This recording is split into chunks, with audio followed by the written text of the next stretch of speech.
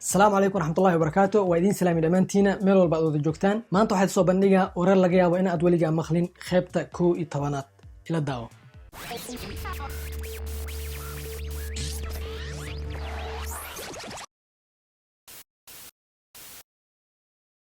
BTN قبل لا يرهدو كون إساقال بخل سدح سديتانكي walaalkeed ayaa waxaa lagu xukumay xabsi waayo dadu dilay laakiin BT waxay ogeed in uu walaalkeed dambi lahayn waagaasna BT way shaqeynaysay marka waxay sameysay shaqadii ay joojisay iskool ay bilowday iskoolkii ay dhameysay jaamacad ay bilowday jaamacadii ay dhameysay waxay noqotay abukato 2001 maxkamadda ay waxay ku codsatay in uu arinta walaalkeed lagu laabto maxkamadii arinta walaalkeed way ku laabatay ayadana waxay ahayd abukaataha difaacayo ugu dambeyntii waxay cadeysay inuu walaalkeed dambi lahayn 18 sano ay halgantay si uu cadeyso inuu walaalkeed dambi lahayn 2010 filim qisadeed ka sheekeynay ayaa la soo saaray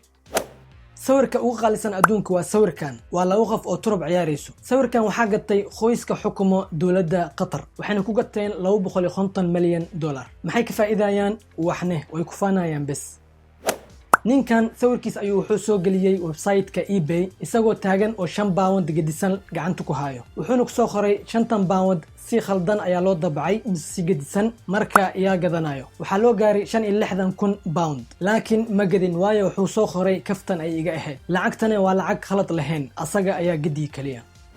nin la yiraahdo Alik oo u dhashay dalka South Africa oo Christian ah wuxuu dhahay waxaan ahay nabi Ilaahay soo dirsaday taasna waxa idin cadeynay xiradan libaaxyada ku jira ayaan galaa waxna ma iga qaadayaan xiradii ayuu galay libaaxyadii dabada ay ka goosteen laakiin waa la badbaadiyay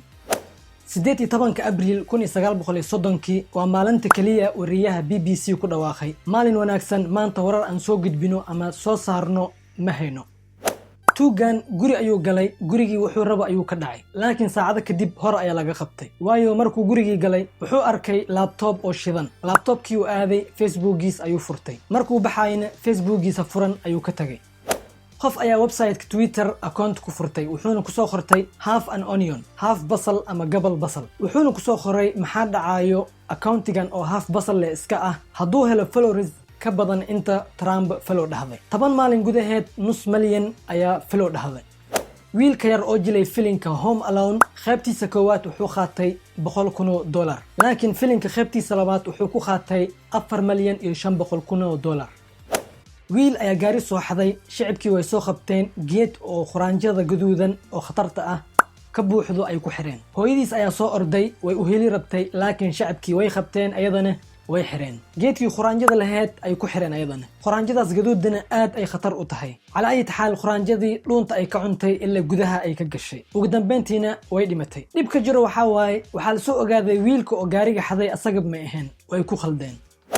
nin duq ah u dhashay dalka Ingiriiska oo la yiraahdo Ralph wuxuu sugayaa maxkamadda in ay xukunto waayo kufsi 45 sano ka hor gabar yar u geystay ayaa hadda la soo ogaaday dawladda mislahan ninkaas ilaa hadda uu nool yahay laakiin markay soo raadiyeen waxa la ogaaday inuu nool yahay waa la soo qabtay haddana wuxuu sugayaa maxkamadda in ay xukunto duq oo u dhalatay dalka Shiinaha kaligeed ay gurigeed ku nooshahay waxay joornaalka ku soo qortay